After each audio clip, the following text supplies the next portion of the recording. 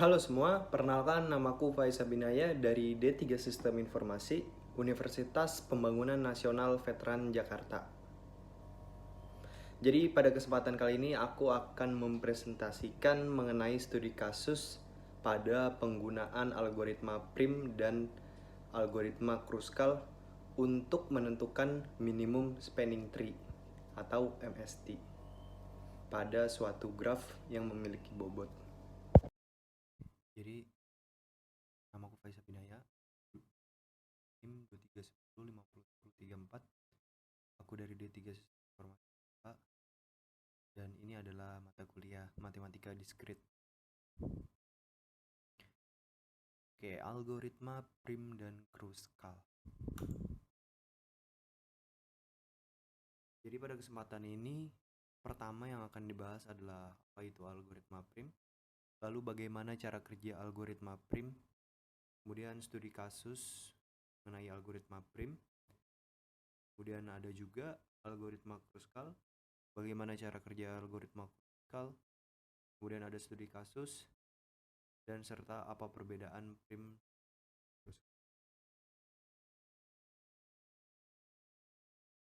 Oke, jadi apa itu algoritma prim? Algoritma prim adalah salah satu cara yang dapat digunakan untuk menemukan minimum spanning tree atau MST dalam sebuah graf berbobot. Nah, apa sih minimum spanning tree itu? Jadi minimum spanning tree itu adalah himpunan dari edge terkecil yang menghubungkan semua simpul dalam graf tanpa membentuk siklus atau cycle dengan jumlah bobot yang minimal atau kecil. Nah, gimana sih cara kerja algoritma prim? Jadi pertama-tama dapat dilakukan yang namanya inisialisasi. Kemudian ada memilih tepi minimum atau edge. Dan yang ketiga adalah menambahkan serta menghubungkan simpul setelah kita memilih tepi minimum.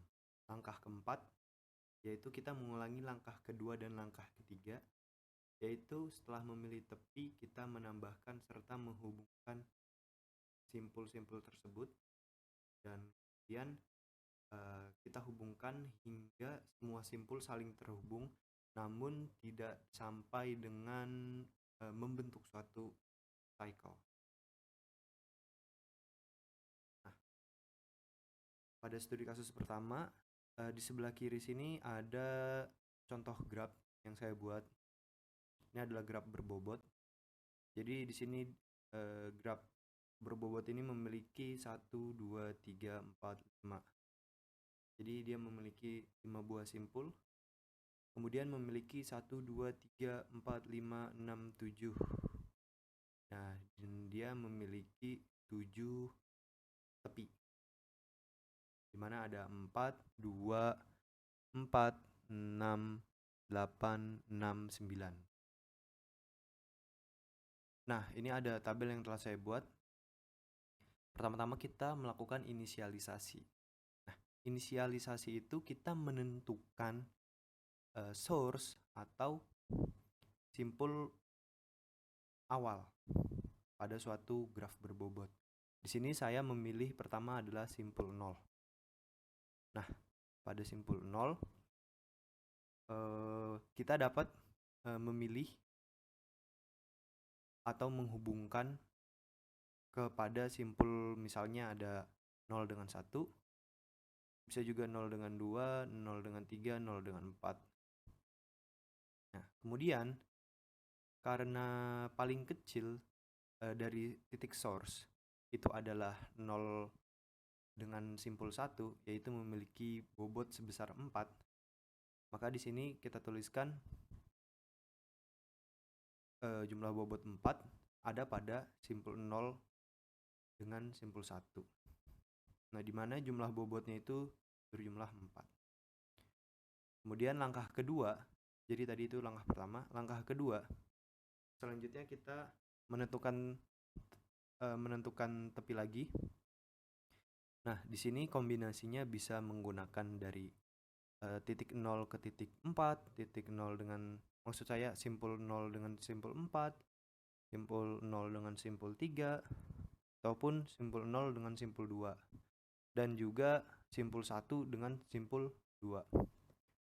Nah, seperti yang saya tulis di tabel berikut, ini adalah penjelasannya tuh yang tadi saya sebutkan, dimana simpul 0 dengan simpul 2 dia memiliki bobot 4, 0 dengan 2 4, 0 dengan 3 itu 6, kemudian ada 0 dengan 4 itu juga 6 bobotnya.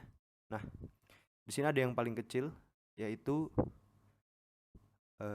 bobotnya sebesar 2. Nah, ini dimiliki oleh simpul 1 yang mengarah pada simpul 2. Maka bisa kita pastikan untuk menentukan tepi selanjutnya adalah simpul 1 mengarah ke simpul 2. Selanjutnya kita ke langkah ketiga. Langkah ketiga berarti pilihannya itu bisa dari 0 ke 3, 0 ke 4, maupun 0 ke 2 dan juga 2 ke 3. Mari kita lihat. Nah, di sini seperti yang saya sebutkan tadi, 0 ke 2, bisa juga 0 ke 3, bisa juga 0 ke 4, maupun 2 ke 3. Di sini saya tujukan bahwa untuk tepi selanjutnya adalah dari simpul 0 ke simpul 3, dan dia memiliki jumlah bobot besar 6. Mengapa enggak simpul 0 ke simpul 2? Padahal dia bobotnya 4, lebih kecil. Nah, kenapa enggak itu? Karena jika kita memilih tepi ini, tepi dari simpul 0 ke simpul 2, itu akan terbentuk yang namanya cycle. Jadi salah satu syarat minimum spanning tree itu di mana simpul-simpul itu semuanya terhubung tanpa terjadinya adanya, maksud saya tanpa adanya cycle atau lingkaran. Nah, makanya di sini saya pilih simpul 0 ke simpul 3.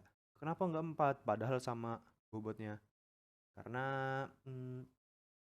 Karena di sini saya mengikuti aturan sesuai nomor ya. Jadi paling deket kan 0 dengan 3 dibanding 0 dengan 4. Saya pilih yang paling kecil walaupun bobotnya sama. Nah, kemudian langkah terakhir yaitu langkah keempat. Di langkah keempat ini berarti kita dapat menghubungkan dengan simpul 0 dengan simpul 4 dan juga simpul 3 dengan simpul 4. Nah, kalau di sini udah jelas simpul yang memiliki bobot paling kecil yaitu simpul 0 ke simpul 4, yaitu sebesar 6. Nah, dari total bobot yang telah kita pilih dari tepi yang kita pilih, itu totalnya menjadi, pertama di sini 4. Kemudian di langkah kedua itu kita tambah 2 jadi 6. Dan di langkah ketiga kita mendapatkan 6 dari 0,3, bobotnya 6. Jadi tadi 6 ditambah 6 sama dengan 12. Kemudian bobot akhirnya ditambah 6 lagi. Jadi 18. Oke, langsung aja kita masuk ke algoritma Kruskal. Jadi apa itu algoritma Kruskal? Nah, algoritma Kruskal juga salah satu algoritma yang dapat kita gunakan untuk menemukan minimum spanning tree dalam suatu graf yang memiliki bobot. Kemudian algoritma Kruskal sendiri sebenarnya mirip banget dengan algoritma prim. Bedanya cuma pas kita menentukan tepi. Nah, dan yang pernah saya baca, algoritma Kruskal itu adalah pembaharuan dari algoritma prim itu sendiri. Langsung saja kita masuk ke cara kerjanya. Nah, bagaimana sih cara kerja algoritma Kruskal itu? Pertama-tama, kita ditugaskan untuk menyortir edge. Jadi, berbeda dengan prim tadi, kita pertama-tama melakukan sortir, yaitu dengan mengurutkan eh, bobot terkecil. Misalnya di sini ada dari simpul 1 ke simpul 2, ini bobot terkecilnya 2. Kemudian urutkan 4. 4 itu ada pada simpul 0 ke simpul 1, kemudian yang memiliki bobot 6, 6 lagi, 8 hingga 9. Jadi diurutkan dari yang paling kecil hingga yang terbesar. Jadi pertama kita urutkan dulu. Selanjutnya inisialisasi. Ya di sini menentukan tepi awal. Kemudian kita pilih tepi yang paling kecil. Setelah itu kita tambahkan edge untuk menghubungkan simpul. Nah, selanjutnya kita ulangi langkah 3 dengan langkah keempat sampai semua simpul saling terhubung tanpa membentuk cycle, sama seperti algoritma prim. Oke, jadi langsung aja kita masuk ke cara penggunaannya. Jadi pada langkah pertama, seperti yang sudah saya indekskan tadi, urutan dari kecil ke terbesarnya. Di sini ada 2, 4, 6, 6, 6, 8, 9, sama seperti ini. Kemudian bedanya di sini, misalkan source-nya tetap titik awalnya 0. Nah, pada algoritma Kruskal ini kita tidak perlu menentukan tepi yang bersisian langsung dengan source atau titik atau simpul awal. Jadi kita langsung taruh aja, misalkan yang paling kecil simpul 1 ke simpul 2 dia punya bobot 2. Kita langsung aja plug, nggak apa-apa. Misalkan di sini simpul 0 ke simpul maksud saya simpul 2 ke simpul 3. Misalnya dia punya bobot kecil, misalkan 1 gitu. Boleh langsung taruh di sini. Itu misalnya ya. Nah, jadi di langkah pertama ini kita ambil yang paling kecil, yaitu titik, maksud saya simpul 1, simpul 2. Dia punya bobot 2. Di sini kita tuliskan bobot 2. Nah, langsung saja ke langkah kedua. Karena udah ditentukan yang paling kecil, jadi kita gampang banget kan, langsung taruh aja, tek tek tek. Di langkah kedua ini sama, kita ngeliat lagi mana yang paling kecil. Yang paling kecil itu di simpul 0 ke simpul 1. Kita lihat simpul 0 ke simpul 1. Oh, ini bisa, dia nggak buat cycle. Jadi langsung kita taruh aja. Sini bobotnya 4. Jadi pertama itu bobotnya kita dapat 2. Kita tambahkan juga dari bobot simpul 0 ke simpul 1, yaitu sebesar 4. Maka kita jumlahkan menjadi 6. Nah, langsung aja kita ke langkah ketiga. Langkah ketiga kita tetap lihat lagi indeks yang telah kita buat dari yang terkecil hingga ke terbesar. Di sini ada 6. Di sini ada 2. Nah, di sini ada 0 dari simpul 0 ke simpul 3, ada juga dari simpul 0 ke simpul 4. Karena sebenarnya kita boleh aja nulis di sini, kan saya tulis 0 ke 3 dulu, baru lanjut di langkah terakhir 0 ke 4. Sebenarnya sah-sah saja apabila kita langsung 0 ke 4. Nah, tapi masalahnya di sini titik simpul di sini paling kecil itu 3. Jadi saya ambil 3. Terus juga kenapa nggak 0 ke 2? Sama seperti halnya tadi. Kalau kita 0 ke 2, walaupun bobotnya itu 4,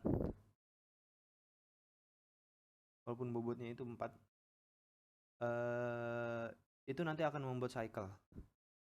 Dan maaf, di sini saya sepertinya lupa input yang dari 0 ke 2. Oke, selanjutnya di langkah terakhir. Langkah terakhir ini sudah jelas, di sini paling kecil adalah 6. Bobotnya 6, yaitu yang dimiliki oleh simpul 0 ke simpul 4. Udah jelas, yang bobot 8 udah pasti nggak mungkin. Bobot 9 juga. Oke, karena dengan ini aja udah, itu semua simpul udah benar-benar terhubung, jadi nggak perlu kita dari 3 ke 4? Ya karena kan udah jelas juga bobotnya lebih kecil dari 0 ke 4.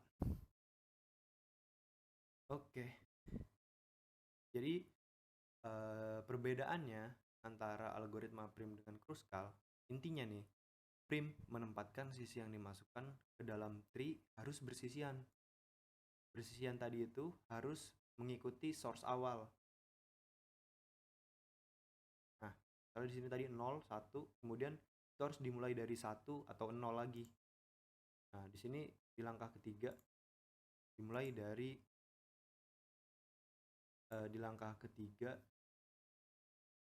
dimulai dari 0.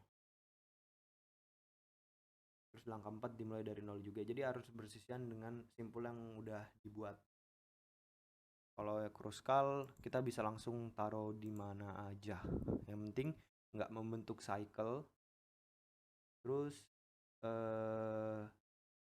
dan paling kecil minimum spanning tree-nya. Yang pertama maksud saya simpul yang memiliki bobot paling kecil yang didahulukan. Karena emang itu syaratnya untuk menentukan tepi. Sisi diurutkan terlebih dahulu berdasarkan bobot. Nah ya tadi ini seperti yang saya buat indeksnya dulu pada awal-awal. Jadi disortir atau diurutkan dulu dari yang paling kecil ke hingga terbesar bobot tepinya atau edge-nya. Nah di sini perbedaannya nih, seperti yang saya sebutkan juga tadi, ini di prim harus bersisian. Di algoritma Kruskal itu bisa langsung aja di sini walaupun source-nya itu dari 0. Jadi bisa kita taruh di tepi yang memiliki bobot paling kecil. Nah, ini langkah keduanya baru yang di Kruskal itu 0 dengan 1. Sedangkan yang di prim itu 1 dengan 2. Langkah ketiganya yaitu sama di sini. Sama-sama dari 0 ke 3. Kemudian di langkah keempatnya sama-sama juga 0 ke 4. Nah, kesimpulannya MST yang atau minimum spanning tree atau MST yang dihasilkan oleh suatu graph gak selalu unik. Dapat terjadi apabila si yang dipilih berbobot sama. Nah, jadi kebetulan banget pada studi kasus ini saya menggunakan algoritma prim dan algoritma Kruskal. Dia memiliki total bobot yang sama yaitu sebesar 18. Jadi sebenarnya kalau penggunaan algoritma prim dan Kruskal itu sebenarnya nggak selamanya sama. Jadi bisa aja bobotnya beda. Entah kadang Kruskal lebih kecil atau prim lebih kecil atau sebaliknya. Oke, terima kasih semua telah mendengarkan. Semoga penjelasan yang saya berikan memiliki setidaknya manfaat untuk teman-teman yang telah mendengarkan. Terima kasih. Wassalamualaikum warahmatullahi wabarakatuh. Dadah.